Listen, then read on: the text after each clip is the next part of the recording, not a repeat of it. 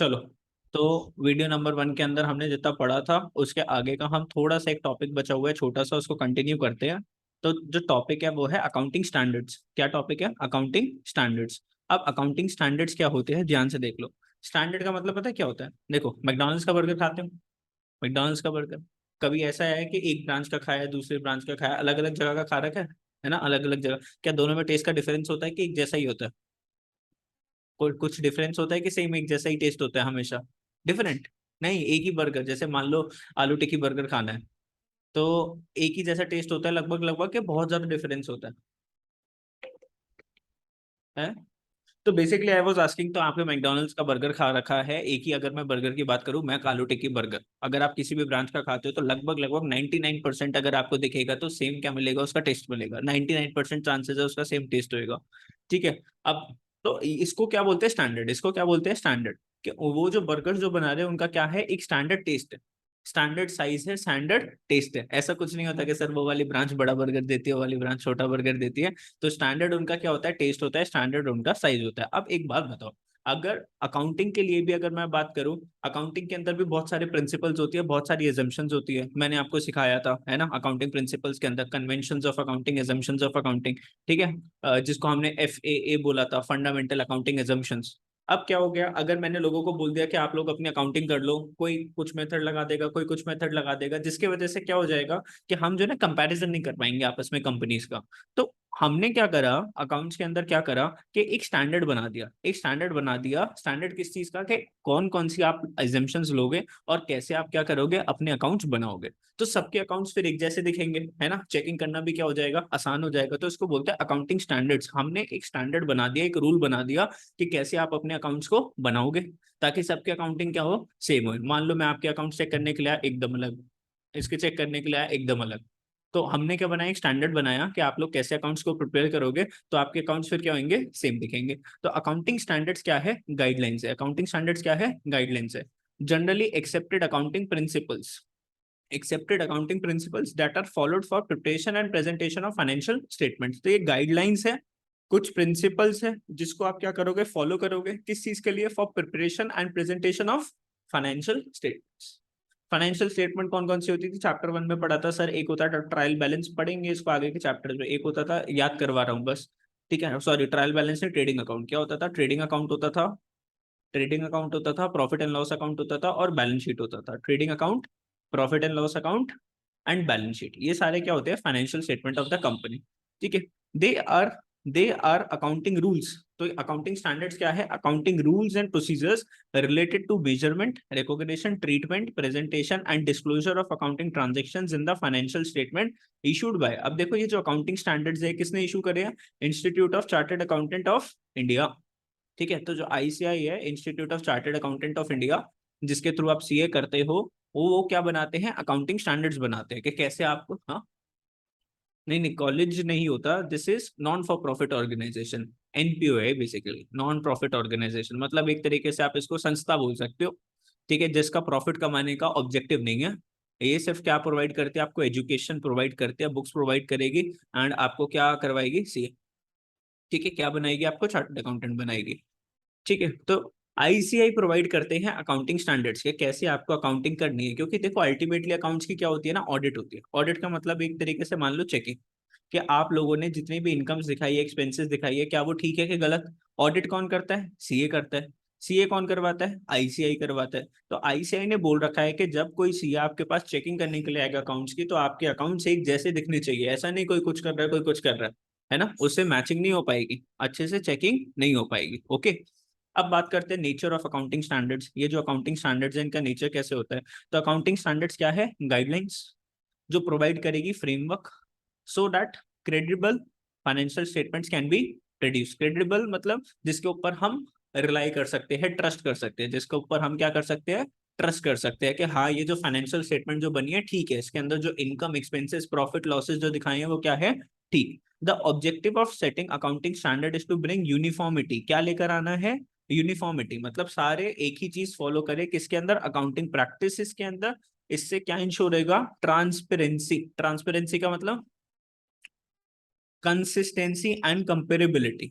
Comparability, एक company को दूसरी कंपेयर, मान लो मैं आपकी कंपनी को इसकी कंपनी से आराम से क्या कर सकता हूँ, मैच कर सकता हूँ, बिकॉज आप दोनों ने क्या फॉलो करें, अकाउंटिंग स्टैंडर्ड्स अकाउंट्स बनाने के लिए। ठीक है, कंसिस्टेंसी मतलब मैंने बोला था जैसे एक मेथड को अगर आप अप्लाई करते हो तो रेगुलरली एवरी ईयर क्या करना है, उसी मेथड को आपको फॉलो करना है। ठीक है, फिर ट्रांसपेरेंसी का मतलब क्या होता है, ट्रांसपेरेंसी, ट्रांसपेरेंसी,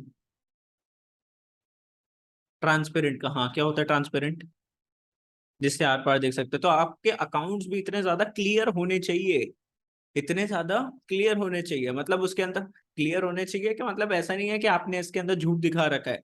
ट्रू ट्रांजेक्शन होनी चाहिए, कैसी ट्रांजेक्शन होनी चाहिए, ट्रू एंड फेयर ट्रांजेक्शन होनी चाहिए, कैसी, ट्रू एंड फेयर ट्रांजेक्शन होनी चाहिए। कोई गलत चीजें मत दिखाना इसके अंदर कि गलत गलत एक्सपेंसेस डाल दिए, गलत गलत इनकम्स डाल दी। ये हमने लिमिटेशंस ऑफ अकाउंटिंग में पढ़ा था, विंडो ड्रेसिंग करके। लोग बाग जानबूझ के अपने फाइनेंशियल स्टेटमेंट की अच्छी पोजीशंस दिखाते हैं, क्यों, बैंक से अच्छा लोन लेने के लिए, पब्लिक से पैसा लेने के लिए। तो ऐसा नहीं होना चाहिए। तो अगर ऐसा नहीं होगा, क्यों नहीं होगा, अगर आपने अकाउंटिंग स्टैंडर्ड्स अगर आप फॉलो करोगे तो आपके अकाउंटेंसी के अंदर, अकाउंटिंग में क्या रहेगी, ट्रांसपेरेंसी रहेगी। और ये अकाउंटिंग स्टैंडर्ड सर फॉलो करने नहीं करने, हाँ जी आपको फॉलो करने हैं। ये कैसे हैं, मैंडेटरी इन नेचर, आपको फॉलो करना पड़ेगा। AS are prepared keeping in view the business environment and laws of the country. जो अकाउंटिंग स्टैंडर्ड जो कैसे प्रिपेयर करे जाते हैं, अपना बिजनेस एनवायरनमेंट को देख के एंड कंट्री के लॉस को देख के। ठीक है, कंट्री के लॉस को देख के एंड बिजनेस एनवायरनमेंट को देख के अकाउंटिंग स्टैंडर्ड्स प्रिपेयर होते हैं। सर इनका ऑब्जेक्टिव क्या होता है, क्यों बनाए जाते हैं अकाउंटिंग स्टैंडर्ड्स, ध्यान से देख लो objectives of accounting standards. Better understanding, क्या वर्ड क्या है, बेटर अंडरस्टैंडिंग किसकी, फाइनेंशियल स्टेटमेंट की। Understand significant accounting policies adopted and applied, कौन कौन सी अकाउंटिंग पॉलिसीज हमने अडॉप्ट करी एंड अप्लाई करी अकाउंटिंग फाइनेंशियल स्टेटमेंट्स बनाने के लिए। कंपैरिजन ऑफ फाइनेंशियल स्टेटमेंट, अभी हमने वर्ड पढ़ा था ना, कंपेरेबिलिटी। तो एक कंपनी को दूसरी कंपनी से कंपेयर करने के लिए हम क्या करते हैं सर, अकाउंटिंग स्टैंडर्ड्स को फॉलो करते हैं। इनहैंसिंग रिलायबिलिटी, अभी हमने वर्ड क्या पढ़ा था, क्रेडिबिलिटी। क्रेडिबिलिटी बोल लो या रिलायबिलिटी बोल लो, बात तो एक ही है। ठीक है, भरोसा, ट्रस्ट। क्रेडिबिलिटी बोल लो, रिलायबिलिटी बोल लो, तो चीजें क्या हो रही है ना आपस में बार बार रिपीट हो रही है। तो ऑब्जेक्टिव्स ऑफ अकाउंटिंग स्टैंडर्ड आएगा, तो कोई से भी दो तीन पॉइंट्स आप लोग लर्न कर लोगे। और बेसिकली अगर आपने ये लर्न कर रखा है ना, नेचर ऑफ अकाउंटिंग स्टैंडर्ड्स, इसी से क्या बना दोगे, ऑब्जेक्टिव्स बना दोगे। समझे मेरी बात। ठीक है, बात करते हैं यूटिलिटी। यूटिलिटी का मतलब क्या है, इसके यूजेस, यूजेस क्या है किसके, अकाउंटिंग स्टैंडर्ड्स के। तो they provide the norms on the basis of which financial statement should be prepared. तो नॉर्म्स मतलब रूल्स एंड रेगुलेशंस, पॉलिसीज, जिसको फॉलो करके आप क्या बनाओगे, अपने फाइनेंशियल स्टेटमेंट्स बनाओगे। इंश्योर करते हैं uniformity in the preparation and presentation. तो क्या रहती है यूनिफॉर्मिटी, ये वर्ड अभी भी हमने पढ़ा था। यूनिफॉर्मिटी मतलब एक समानता, है ना, एक समानता है। तो आप भी जैसे अकाउंट्स बना रहे हो वैसे ही मैडम भी क्या कर रही है, अकाउंट्स बना रही है। Creates a sense of confidence amongst the users of the accounting information. Users कौन होते थे अकाउंटिंग इक्वेशन के, कौन थे, इंटरनल यूजर्स, एक्सटर्नल यूजर्स। तो उनको भी क्या रहता है, कॉन्फिडेंस रहता है कंपनी के अंदर कि भाई मेरी ये जो कंपनी है ना, ये अच्छे से सारे अकाउंटिंग स्टैंडर्ड्स को फॉलो करती है, ट्रांसपेरेंसी रखती है। क्रेडिबिलिटी इसकी बहुत अच्छी है क्योंकि ये लोग क्या फॉलो करते हैं, अकाउंटिंग स्टैंडर्ड्स को फॉलो करते हैं।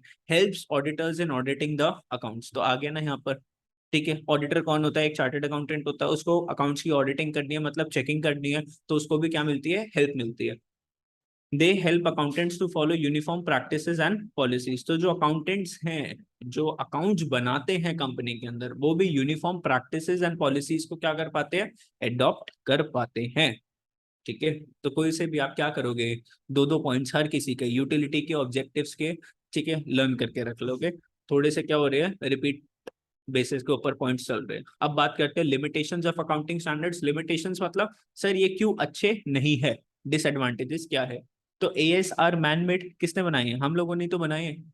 Hence it does not pass the verification test. ये वेरिफिकेशन टेस्ट के थ्रू पास नहीं कर सकते। मतलब एक बंदे ने अपनी सोच, मेंटल थिंकिंग एबिलिटी के हिसाब से बना दी, उसने अपनी थिंकिंग के हिसाब से क्या करा, इनको बना दिया। अब हम जो है ना इसका वेरिफिकेशन टेस्ट नहीं कर सकते। जैसे साइंस के अंदर हर एक चीज का क्या होता है, वेरिफिकेशन टेस्ट होती है जिसको हम वेरीफाई कर सकते हैं, लेकिन अकाउंटेंसी के हम उसको वेरीफाई नहीं कर सकते कि भाई उस बंदे ने जो सोचा और जो बनाया वो ठीक था कि नहीं। ठीक है, accounting standards are based on, किसके ऊपर बेस्ड होते हैं, बिजनेस एनवायरनमेंट के ऊपर and laws of the country, hence they change often to meet the changes. तो बार बार बिजनेस एनवायरनमेंट के हिसाब से आपको क्या करना पड़ता है, इनके अंदर चेंजेस करने पड़ते हैं, इनके अंदर चेंजेस करने पड़ते हैं। ठीक है, according to the changes taking place in the environment. तो एक्सटर्नल एनवायरमेंट में बोले तो बिजनेस एनवायरमेंट में कोई चेंज आएगा तो आपको अपनी अकाउंटिंग भी क्या करनी पड़ेगी, चेंज करनी पड़ेगी। अब जैसे मान लो पहले जीएसटी आया, अभी क्या होता है, जीएसटी आया था 1 जुलाई 2017 को, क्या आया, जीएसटी। आपको पता है कि ऐसे ऐसे कुछ है, कोई जीएसटी कुछ आया।